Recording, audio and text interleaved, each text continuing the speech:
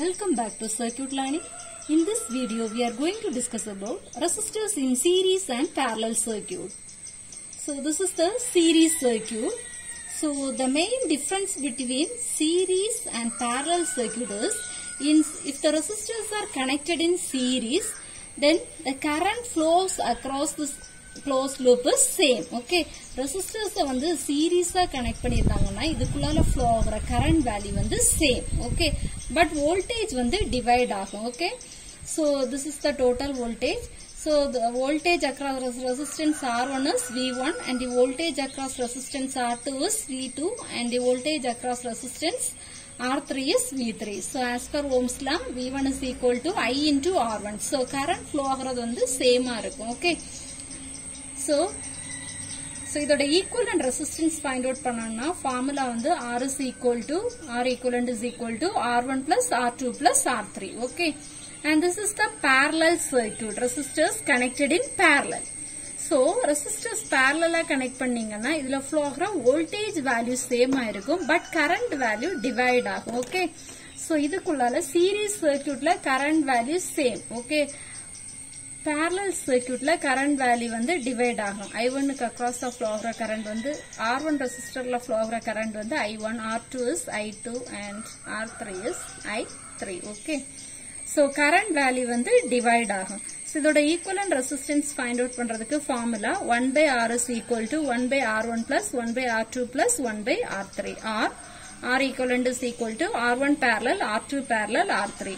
So parallel na numerator la multiplication operation நடக்கும், denominator la வந்து add பண்ணனும். Okay, so the main thing is resistors வந்து series connect பண்ணா எப்பவுமே வந்து current value same இருக்கு. அதான் வந்து நிறைய பேருக்கு confuse ஆகும்.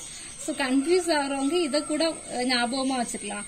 சீரிஸ்ங்கற சர்க்யூட்ல ஒரு I லெட்டர் இருக்கும். So அதுல வந்து current same அந்த மாதிரி கூட ஞாபகம் வச்சுக்கலாம். சரியா?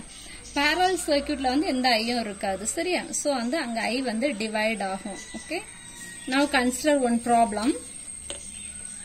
Find the equivalent resistance between the 2 points A and B. Okay, we are going to find the equivalent resistance between the points A and B.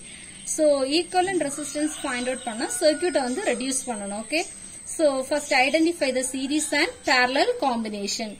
So here this 3, 4 and 4, this all are connected in parallel. Okay, this is connected in parallel. And what about this 5 and 6? This is connected in series. Okay, so now simplify this. So parallel na enna pannom, 1 by R is equal to 1 by 3 plus 1 by R1 plus 1 by R2 plus 1 by R3. Okay, then take LCM.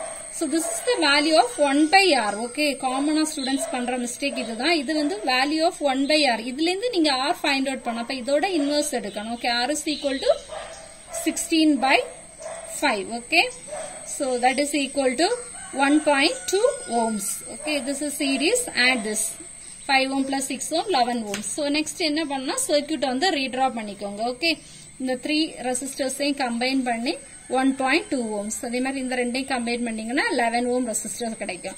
So again next step நம்ம என்ன பண்ணிக்கலாம்?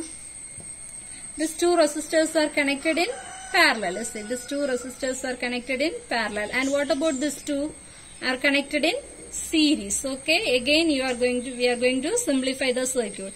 So 11 ohms is connected in parallel with 7 ohms. So 1 by R is equal to 1 by 11 plus 1 by 7. So இதுல இருந்து 1 by R எடுத்துட்டு அதுல இருந்து R வேல்யூவும் calculate பண்ணிக்கலாம். சரியா? சோ அப்படி இல்லன்னா நீங்க என்ன பண்ணிக்கலாம்னா இன்னொரு ப்ரொசீஜரும் இருக்கு. சரியா? parallelனா என்ன பண்ணா நியூமரேட்டர்ல மல்டிப்ளை பண்ணனும், டினாமினேட்டர்ல ஆட் பண்ணிக்கணும். அப்படி பண்ணாலும் சேம் வேல்யூ தான் கிடைக்கும். ஓகே, சோ இது ரெண்டையும் கம்பைன் பண்ணப்போ என்ன கிடைச்சு 3.2, ஆட் பண்ணப்போ 2 plus 1.2 3.2. here parallel simplify பண்ணப்போ நமக்கு என்ன கிடைச்சுனா 4.27 ohms. Now these two are connected in parallel. So parallel na enna pannanom, numerator la multiplication operation, denominator la division. So இந்த value கிடைக்கும். Again redraw the circuit. Now these two are connected in series.